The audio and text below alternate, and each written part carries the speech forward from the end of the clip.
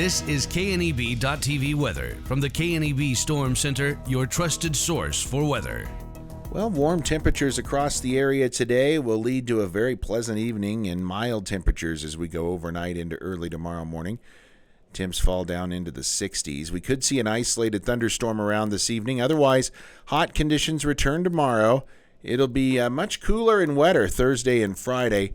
We're warming up again by next weekend. Yesterday, right at average at 91, and our low right at average of 60 degrees. As far as precip goes, nothing in the rain gauge. 9/10 for the month and 1587 for the year. We're right where we should be for July and about 5 3/4 inches above normal for the year. Again, nailed our average high yesterday at 91.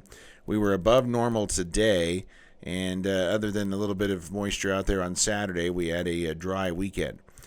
And things are going to probably stay dry tomorrow and into Wednesday. But it's Thursday, Friday when we have good chances of seeing some moisture here across the region. Winds are going to remain on the calmer side. No major issues throughout the next 7 days. Severe weather threat tonight is right in the middle of the country here. Areas of along and north of the North Platte River with a slight risk of severe thunderstorms down into central and eastern Nebraska. Marginal risk in the eastern portions of the state tomorrow and central and eastern portions on Wednesday.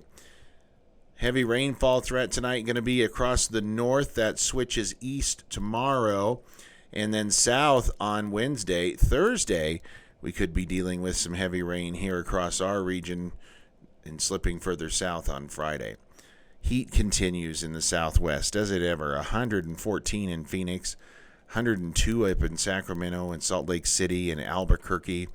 We have temps mainly in the 80s and 90s across our region, some upper 70s in far northeast Nebraska.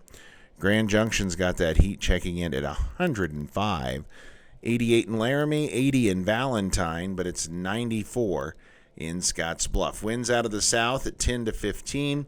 Gusting at times up to 15 to 20 miles an hour. Futurecast tonight, pretty quiet, just an isolated thunderstorm this evening.